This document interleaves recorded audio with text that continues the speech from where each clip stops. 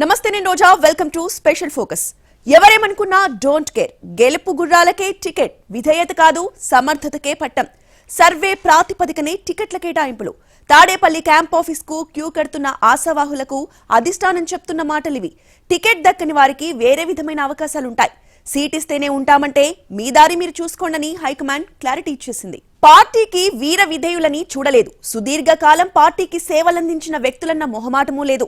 గెలుపే లక్ష్యం కావాలి. పార్టీని మరోసారి అధికారంలోకి తీసుకురావాలి. ఇక ఈ యాక్షన్ ప్లాన్ తోనే వైసీపీ ముందుకెళ్తోంది.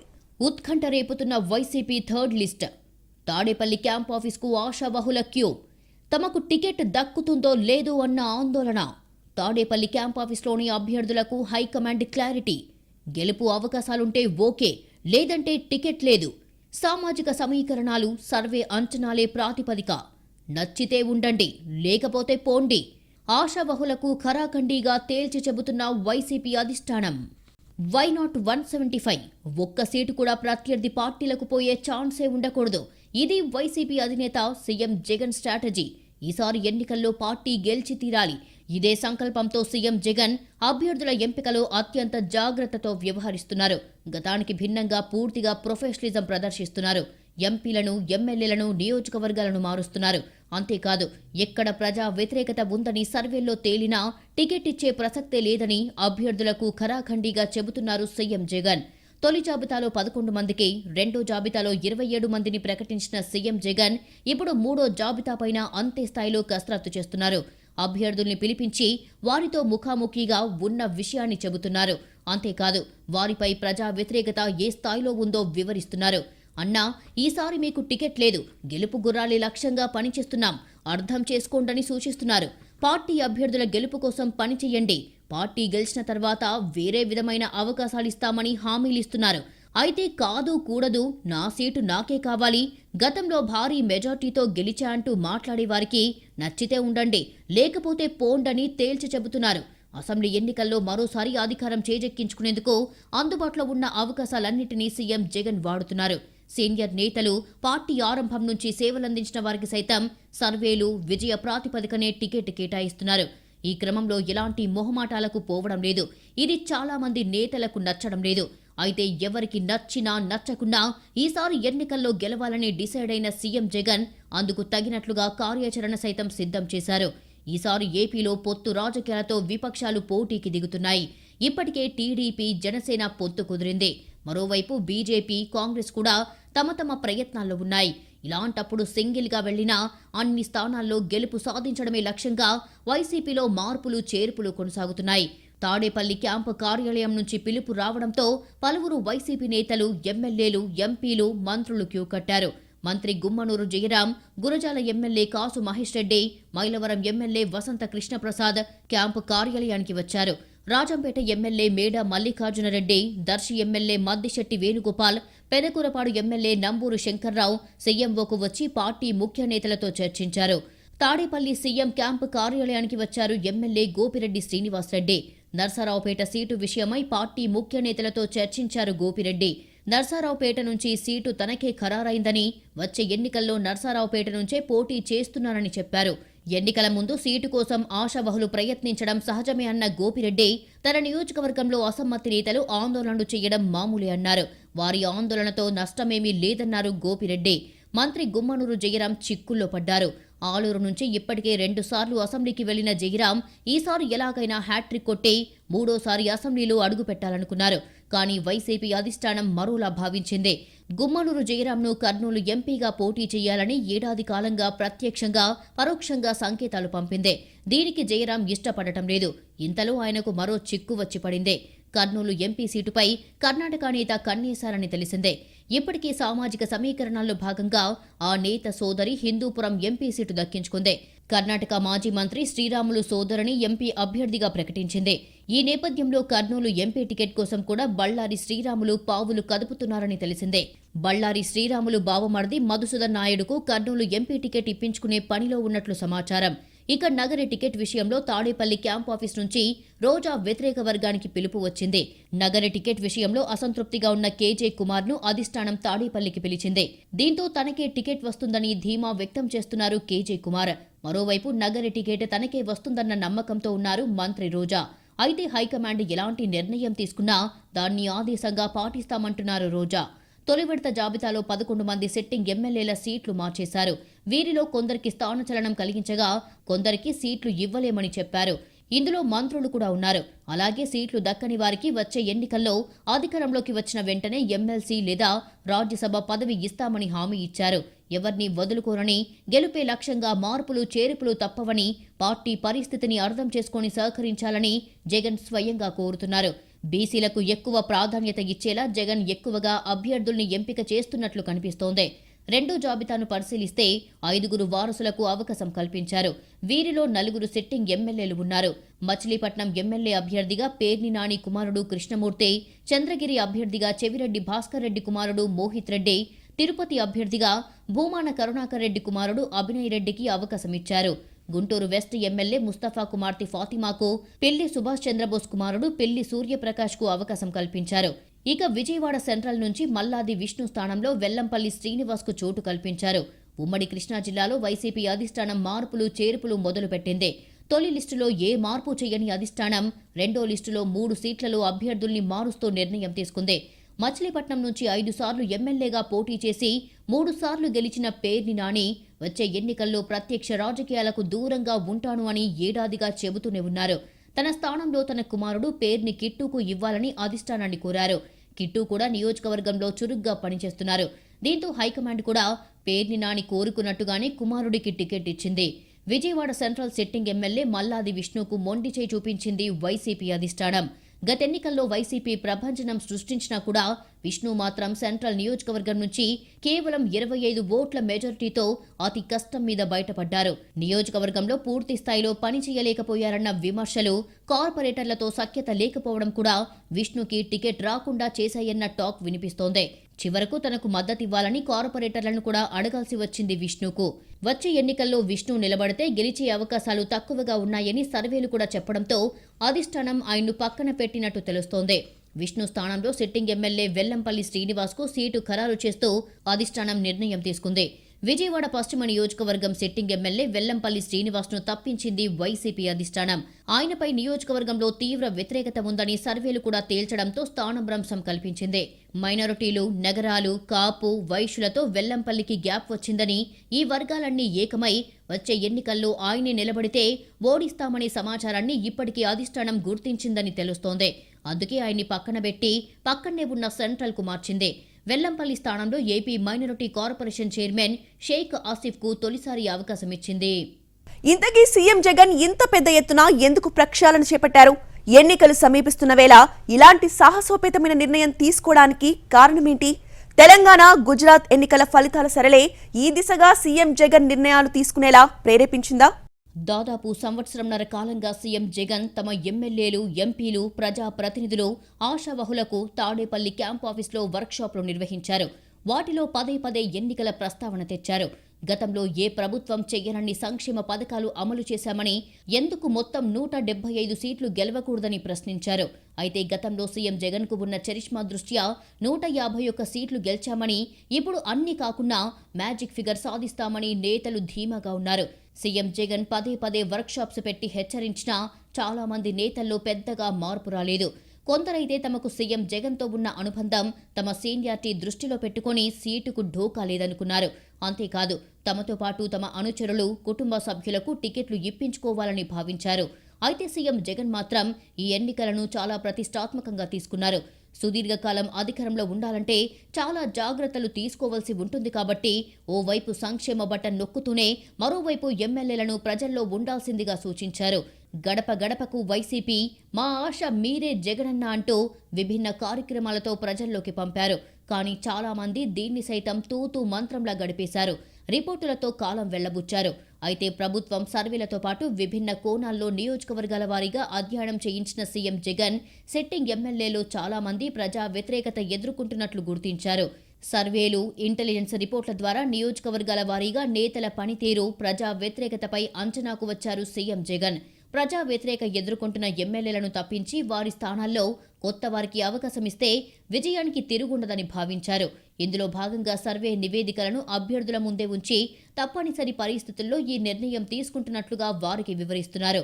పార్టీ మళ్లీ అధికారంలోకి వస్తుందని, అప్పుడు నామినేటెడ్ పదవులు ఇస్తామని, అన్ని విధాలుగా న్యాయం చేస్తామని భరోసా ఇచ్చారు.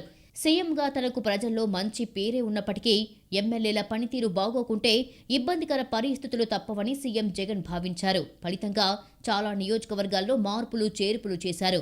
ఇప్పటికే తొలి 2 జాబితాలను విడుదల చేశారు. ఇందులోనూ విజయాలు సాధించడమే ప్రాతిపదికగా లెక్కలేసి మరీ ఎంపిక ప్రక్రియ చేపట్టారు. ప్రస్తుతం పరిస్థితుల్ని బట్టి చూస్తే దాదాపు 80 మందికి పైగా మార్పులు చేర్పులు ఉండేలా కనిపిస్తోంది. దీంతో తమ పరిస్థితి ఏమిటో తెలియక చాలా మంది సతమతమవుతున్నారు. కొన్ని రోజుల క్రితం విడుదల చేసిన మొదటి జాబితాలో 11 మందితో ఇన్ఛార్జీల లిస్టును ప్రకటించింది.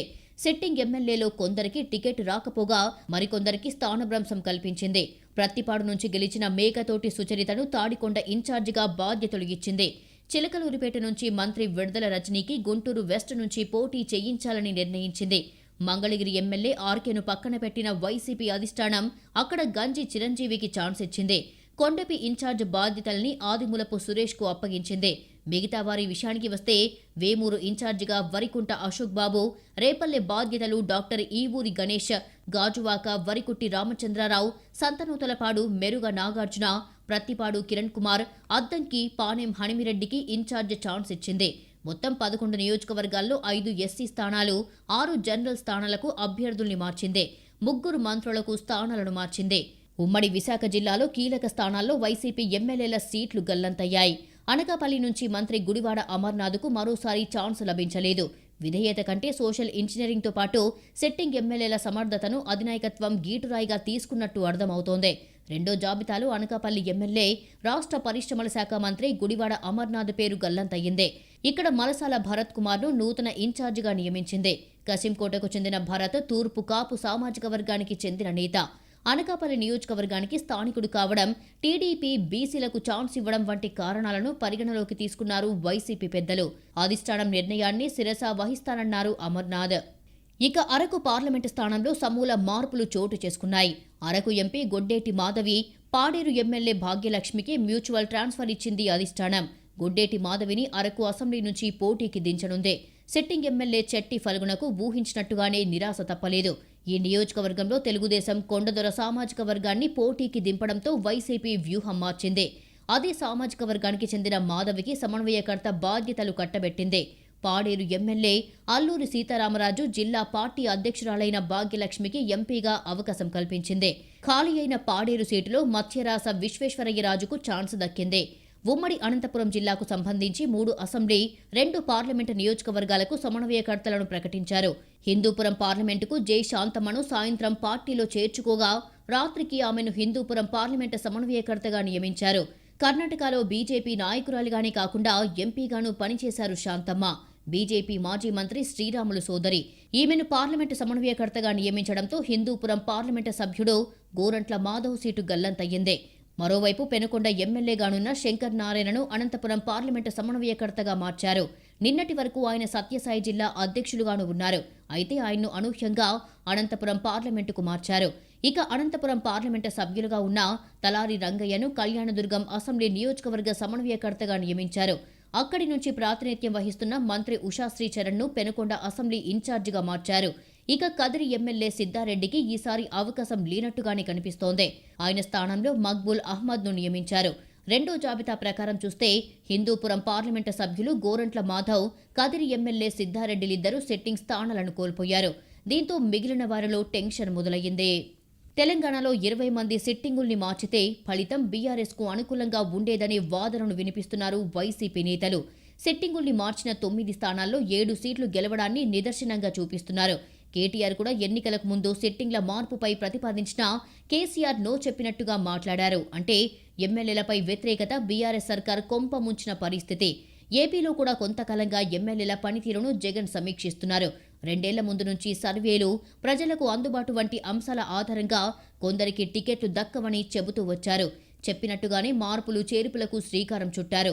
ఇక్కడ సన్నిహితులు తొలి నుంచి ఉన్నవారు లాంటి మొహమాటాలకు తావులేదని, గెలుపే ప్రాతిపదికగా మార్పులు ఉంటాయని వివరిస్తున్నారు. మొన్నటి గుజరాత్ ఎన్నికల్లో కూడా 45 మంది సిట్టింగుల్ని మార్చి బీజేపీ ఫలితం సాధించిందనే వాదన ఉంది. అందుకే సర్కారు మీద వ్యతిరేకత లేకున్నా ఎమ్మెల్యేలపై ఉన్న వ్యతిరేకత ఇబ్బంది కలగకూడదనే జగన్ కసరత్తు చేస్తున్నట్టుగా ఉంది. వైనాట్ 175 అంటున్న జగన్ ఒక్క సీటు కూడా కోల్పోవడానికి సిద్ధంగా లేరంటున్నారు నేతలు. వైసీపీలో అసమ్మతి స్వరాలు భగ్గుమంటున్నాయి. కొందరు ఇక్కడే పోటీ చేస్తా నా సత్తా ఏంటో చూపిస్తానంటూ సవాల్ చేస్తుంటే మరికొందరు మాత్రం పక్క పార్టీల వైపు చూస్తున్నారు. ఏ మాత్రం అవకాశం దొరికినా కూడా అక్కడ పోటీకి సిద్ధమంటున్నారు. నచ్చితే ఉండండి, లేకుంటే పోవచ్చంటూ వైసీపీ హైకమాండ్ సైతం సంకేతాలు పంపించింది. నియోజకవర్గాల్లో మార్పులు చేర్పులను కొందరు స్వాగతిస్తుండగా టికెట్ రాని నేతలు మాత్రం భగ్గుమంటున్నారు. ప్రతి సంక్షేమ పథకాన్నైతే సీఎం జగన్ నేరుగా బటన్ నొక్కి గాని లేదంటే వాలంటీర్ల ద్వారా నిర్వహించారని గుర్తు చేస్తున్నారు. మరి అలాంటప్పుడు తాము ఉత్సవ విగ్రహాలుగా మిగలక ఏమవుతుందని ప్రశ్నిస్తున్నారు. ఇప్పుడు సర్వేలను ప్రాతిపదికగా చూపి టికెట్ నిరాకరించడం దారుణమంటున్నారు. అయితే అభ్యర్థుల మార్పు మాత్రం వైసీపీలో మంటలు రేపుతున్నాయి. సీటు రాని వారు పార్టీకి గుడ్ బై చెప్తున్నారు. ఇప్పటికే మంగళగిరి ఎమ్మెల్యే ఆళ్ల రామకృష్ణారెడ్డి, సీనియర్ నేత దాడి వీరభద్రరావు, ఎమ్మెల్సీ వంశీకృష్ణ వైసీపీకి రాజీనామా చేశారు. తాజాగా వైసీపీకి రాజీనామా చేస్తున్నట్లు ప్రకటించారు కాపు రామచంద్రారెడ్డి. నమ్మించి గొంతు కోశారంటూ ఆవేదన వ్యక్తం చేసిన కాపు రామచంద్రారెడ్డి సీఎం జగన్ను కలిసే అవకాశం కూడా కల్పించలేదన్నారు. వైసీపీ టికెట్ ఇవ్వకపోయినా ఇండిపెండెంట్గా బరిలోకి దిగుతా అని స్పష్టం చేశారు. తాను కళ్యాణదుర్గం నుంచి, తన భార్య రాయదుర్గం నుంచి పోటీ చేస్తున్నామన్నారు.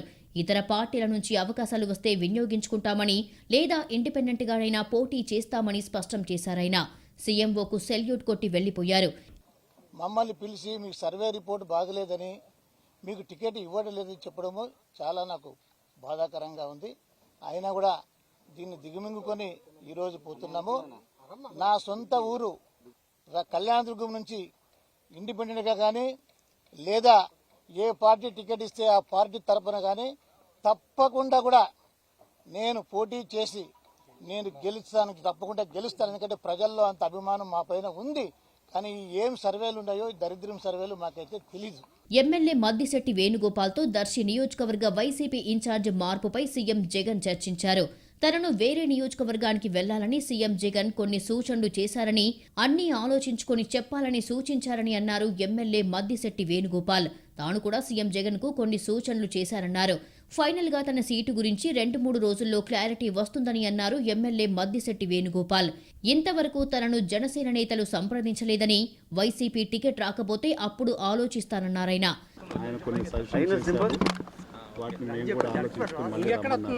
ప్రకాశం జిల్లా వేరే నియోజకవర్గాన్ని సూచిస్తున్నారు మీకు వెళ్ళమని చెప్తున్నారు. మనం దాన్ని బట్టి ఇంక 2-3 రోజుల్లో మళ్ళీ క్లారిటీ వస్తుంది. నేను ఆయన కొన్ని సజెషన్ చేశాను, నేను కొన్ని సజెషన్ చేశాను. చేసిన తర్వాత ఆ సజెషన్స్ మళ్ళీ ఆలోచిస్తాను. నేను కూడా, నువ్వు కూడా ఆలోచించుకుంటా అని చెప్పడం జరిగింది. మళ్ళీ వచ్చి కలుసుకుంటాను. నన్ను ఎవరు కాంటాక్ట్ చేయలేదు, నేను కాంటాక్ట్ చేయలేదు జనసేనకి. తనకు కందుకూరు సీటు రాదని కొందరు దుష్ప్రచారం చేస్తున్నారని ఆరోపించారు ఎమ్మెల్యే మానుగుంట మహిదర్ రెడ్డి. తన సీటు ఎక్కడికి పోలేదని, సీటులో టవల్ వేసి మరీ అక్కడే ఉందన్నారు. అయినా తాను సీట్ల కోసం, పదవుల కోసం వెంపర్లాడే వ్యక్తిని కాదన్నారు మానుగుంట. ఇలాంటి కుర్చీలెన్నో చూశారన్నారు. పార్టీలో సీట్ ఇచ్చినా ఇవ్వకున్నా నాయకుడు జగన్ ఆశయాల కోసం కట్టుబడి పనిచేస్తానని స్పష్టం చేశారు MLA Manugunta Mahidhar Reddy.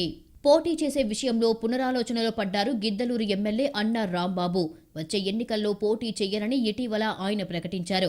CM office నుంచి ఫోన్ వస్తేనే వచ్చానని ఎమ్మెల్యే అన్నా రాంబాబు చెప్పారు. వచ్చే ఎన్నికల్లో పోటీ చెయ్యనన్న నిర్ణయాన్ని పునరాలోచించుకోవాలని సీఎం చెప్పారని ఆయన తెలిపారు. గతంలో అనారోగ్య కారణాలతో పోటీ చెయ్యనని చెప్పారని స్పష్టం చేశారు. వేరే పార్టీ వాళ్లు ఎవరూ తనను ఆహ్వానించలేదన్నారు. పోటీ చేస్తానా లేదా అనే దానిపై త్వరలోనే నిర్ణయం ప్రకటిస్తానన్నారు అన్నా రాంబాబు.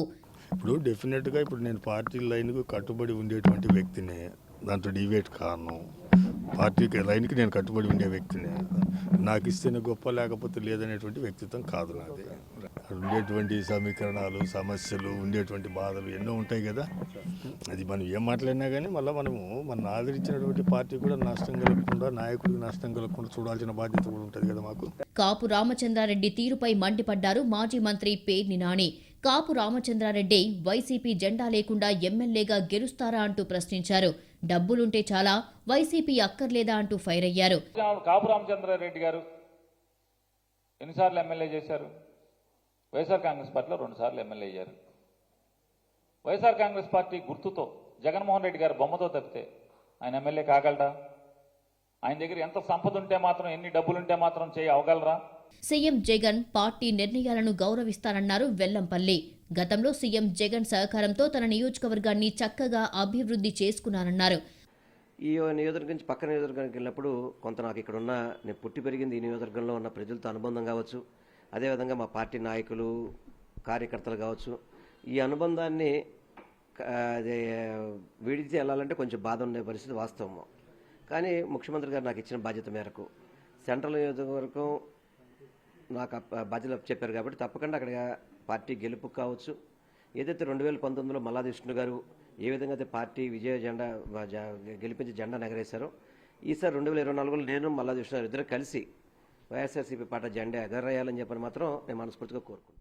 ఓవైపు కీలక నేతలు టికెట్ రాలేదని, పోయినా పర్వాలేదంటోంది వైసీపీ హైకమాండ్. తాము గెలుపు గుర్రాలతో ఎన్నికల రణానికి సిద్ధమవుతున్నామని తేల్చి చెబుతోంది. విపక్షాలు కూటమిగా వచ్చినా సరే ఓడించి తీరుతామంటోంది.